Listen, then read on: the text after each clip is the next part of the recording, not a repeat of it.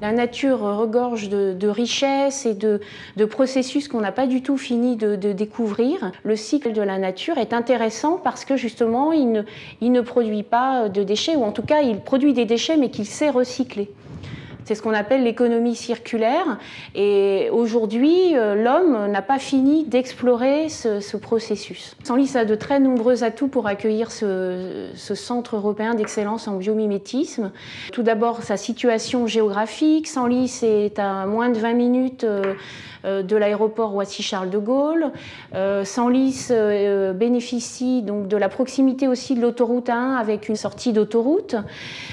Senlis est également très bien placé au centre d'un parc naturel régional. Donc accueillir un centre européen d'excellence en biomimétisme, c'est vraiment tout à fait approprié.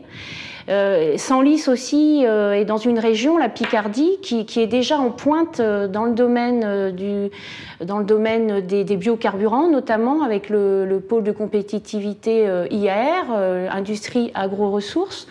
Donc Senlis s'inscrit vraiment en partenariat et non pas en concurrence avec des projets déjà existants dans la région, des projets porteurs, notamment dans le domaine des biocarburants. C'est le 4e pôle économique de l'Oise, avec des entreprises aussi prestigieuses que le Centre technique des industries mécaniques, le CETIM, qui accueille plusieurs centaines d'ingénieurs dans le domaine de l'industrie mécanique. De belles entreprises. Nous avons également à Senlis un patrimoine remarquable, patrimoine bâti, mais également patrimoine naturel.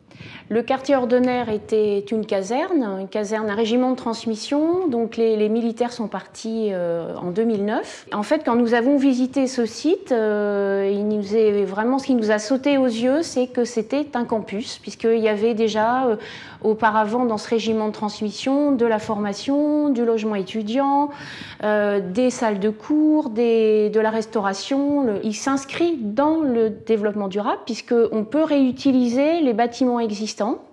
Donc on repart de l'existant pour créer un nouveau campus. Ça peut être un exemple aussi de mutualisation, de travail coopératif. Et c'est ça qui me paraît vraiment très intéressant dans ce projet, c'est l'idée de coopération.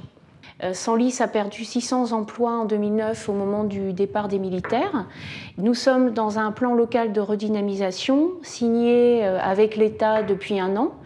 Et j'ai vraiment bon espoir qu'à travers ce projet, nous puissions recréer du dynamisme économique à travers des emplois qui ne seront pas seulement des emplois de chercheurs, mais des emplois de maintenance, par exemple, puisque ces emplois vont permettre aussi d'accueillir des familles, de rouvrir des classes qui malheureusement actuellement ferment, de redynamiser aussi le commerce et toute l'activité économique de la ville. L'enthousiasme des élus autour de ce projet, quelle que soit leur tendance, montre bien que c'est un projet de territoire, c'est un projet fédérateur, parce que c'est un beau projet pour le sud de l'Oise, mais qui s'inscrit aussi dans les projets de la Picardie, de la région, et au-delà, puisque la région Île-de-France porte aussi un intérêt sur ce projet.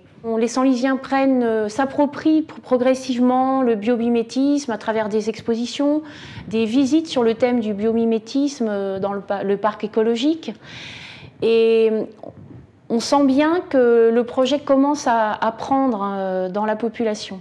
Depuis septembre, nous avons beaucoup avancé avec le comité de pilotage, beaucoup avancé sur le projet et nous allons être en mesure, dès la rentrée de septembre, d'ouvrir des formations dédiées au biomimétisme.